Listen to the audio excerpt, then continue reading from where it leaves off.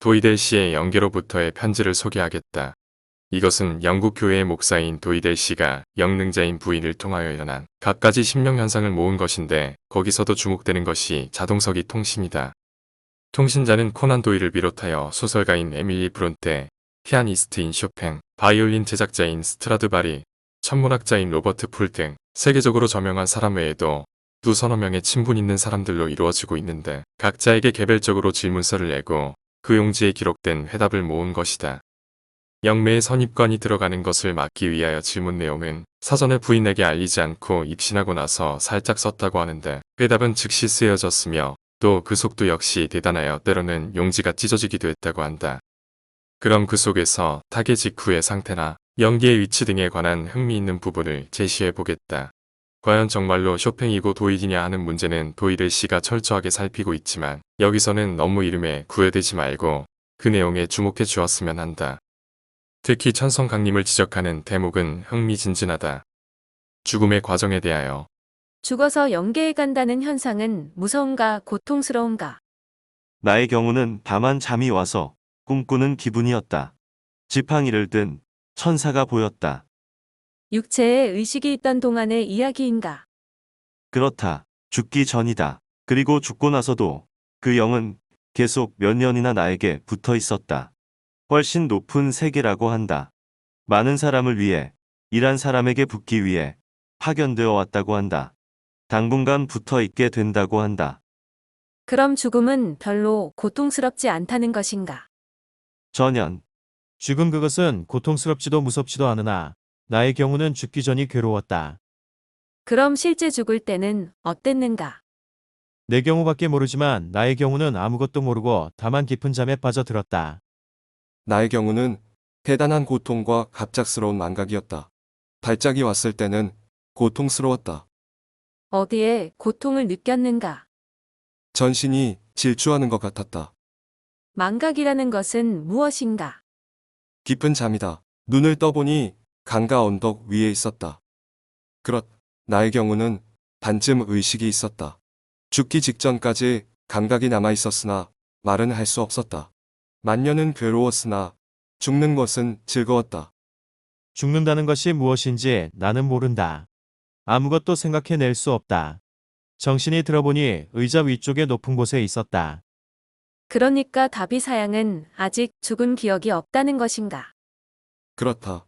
이사 후의 신체에 대하여 지금 당신이 사용하고 있는 신체는 형태, 용모, 기능 모두가 지상시대의 육체와 똑같은가?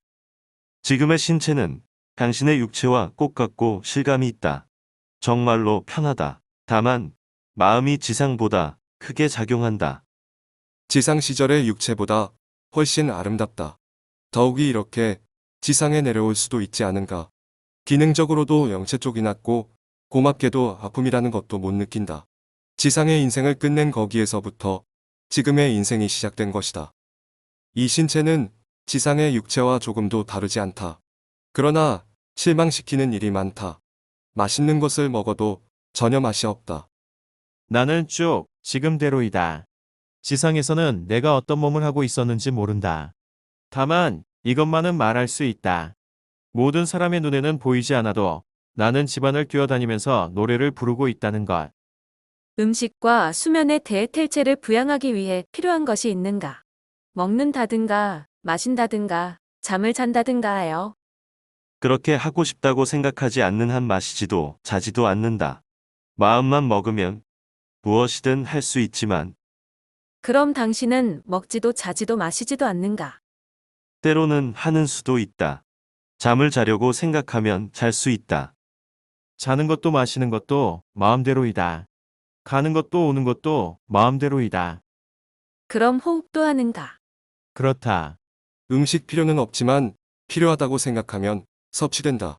성장함에 따라 지상적인 것에 욕심을 내지 않게 되며 구하지 않게 되고 훨씬 고상한 것을 찾게 된다. 필요한 것은 무엇이든 손에 넣을 수 있고 호강도 한다.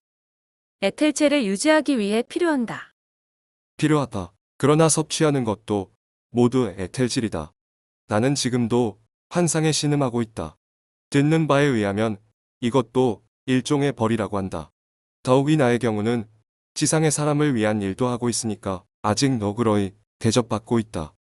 정말 필요하게 되면 식사를 하는 일도 있다. 그러나 필요한 만큼 먹으면 그것으로 끝이다. 나는 하고 싶은 일은 무엇이든 한다.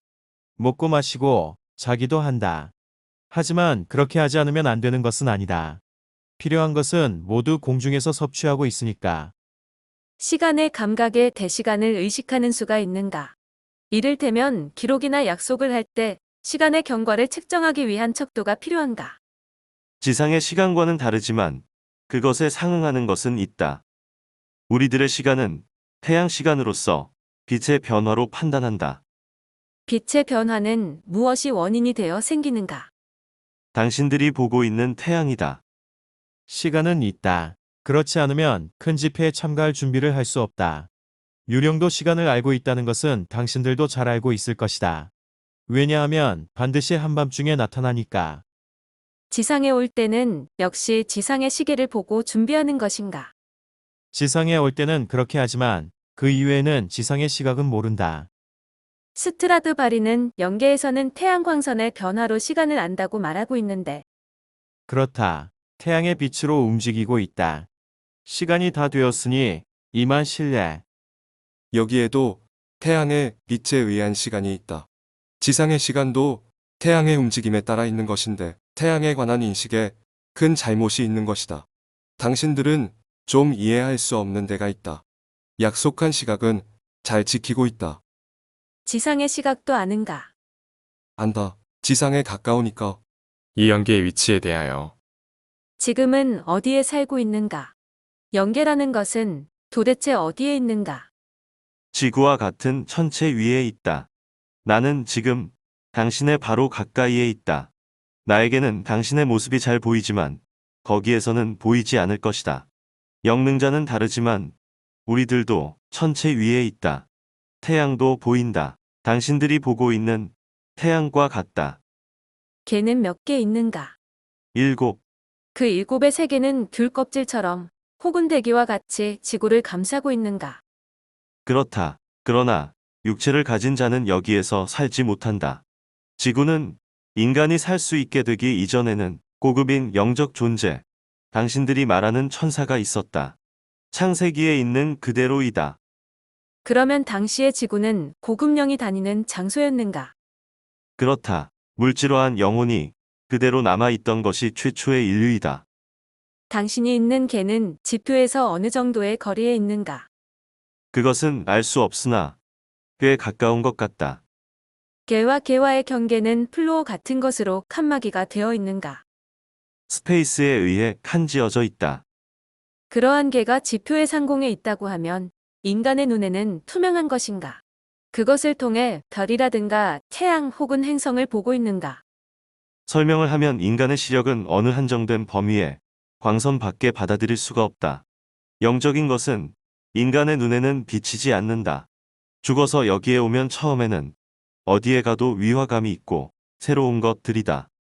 그러나 감각이 익숙해지면 이곳의 토지, 바다, 초목 등도 지상과 꽃같이 실감이 있다는 것을 알게 되고 더욱이 훨씬 아름다운 것임을 알게 된다.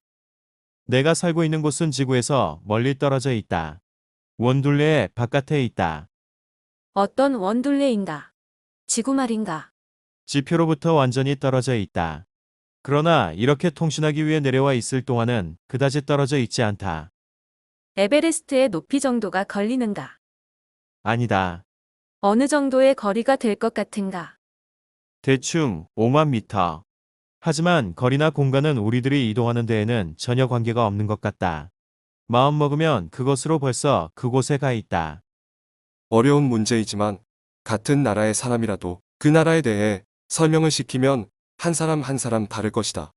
영계에 있어서도 마찬가지이며 영에 따라 말하는 것이 다르다.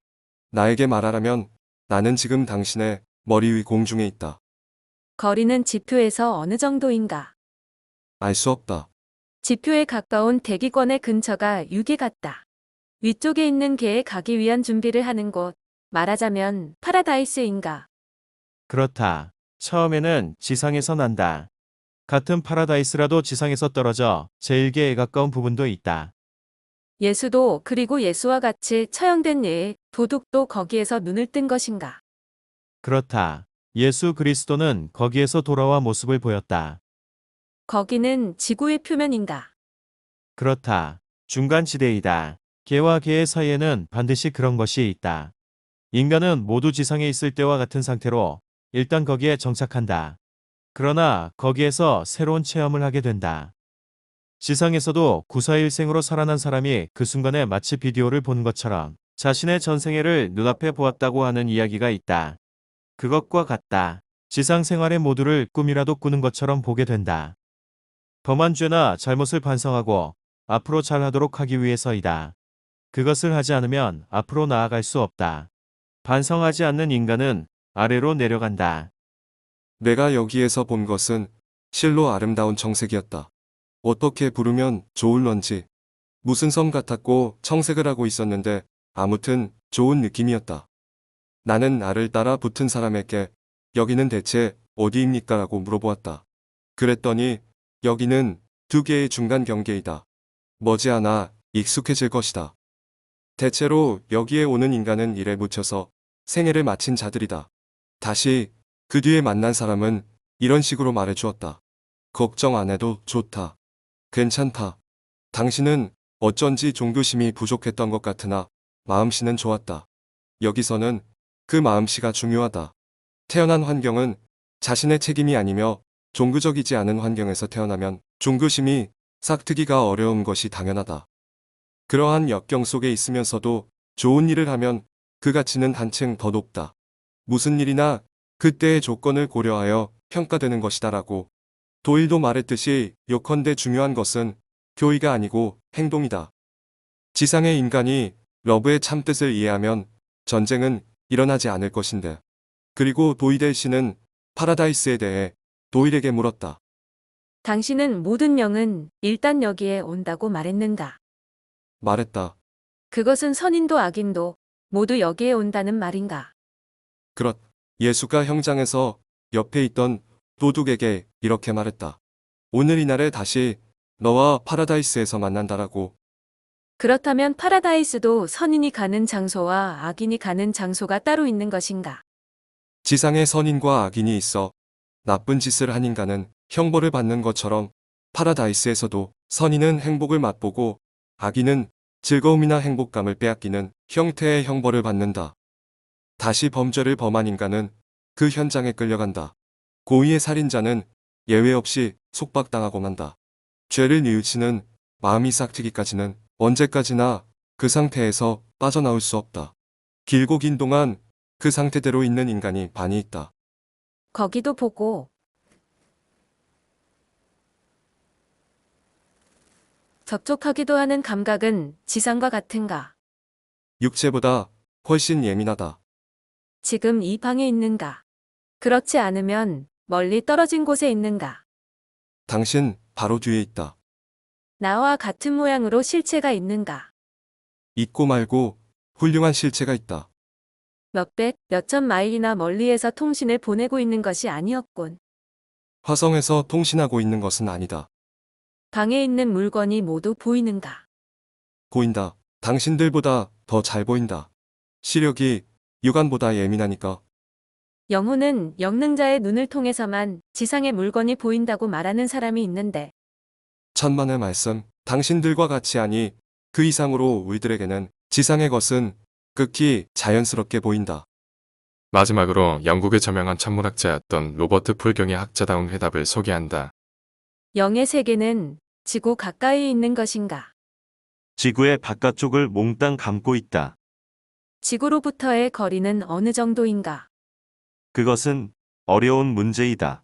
30km 정도로 가까운 것이 있는가 하면 100km쯤 떨어져 있는 것도 있고 먼 것은 몇천, 몇만 킬로미터나 떨어져 있다.